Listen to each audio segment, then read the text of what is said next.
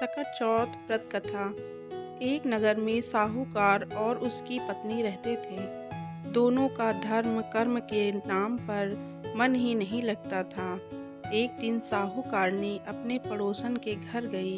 पड़ोसन को सकट चौथ की पूजा करते हुए देख उसने इस व्रत का महत्व पूछा।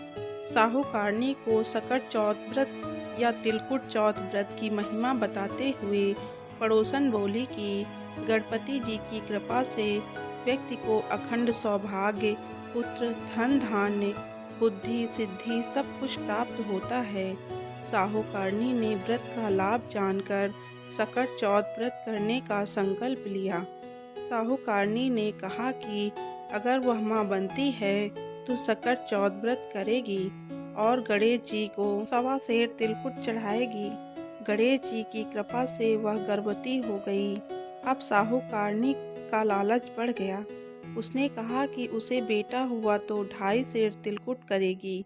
साहूकारनी को एक सुयोग्य पुत्र की प्राप्ति हुई। फिर उसकी लालसा बढ़ गई और वह बोली कि अगर उसके बेटे का विवाह हो जाता है तो वह 5.25 सेर तिलकुट करेगी।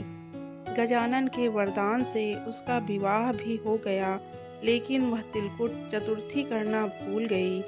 साहूकारनी के बेटे का विवाह तय हो गया।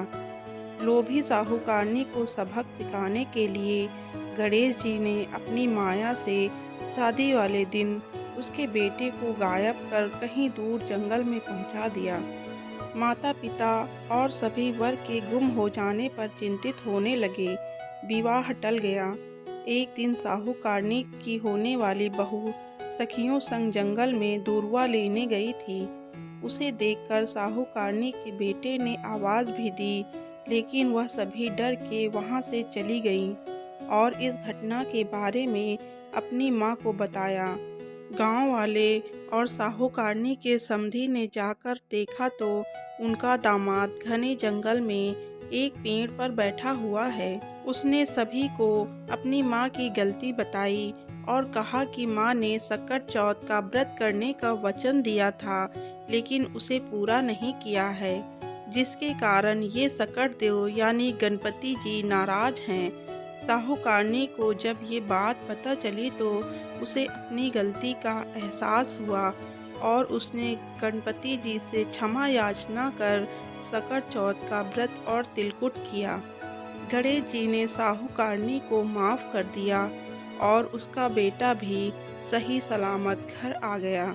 कहते हैं कि सकट चौथ के व्रत के प्रभाव से संतान पर कभी कोई आँच नहीं आती है, तभी से ये व्रत किया जाने लगा। उम्मीद है आज की कहानी आपको अच्छी लगी हो। मिलती हैं एक नई कहानी के साथ।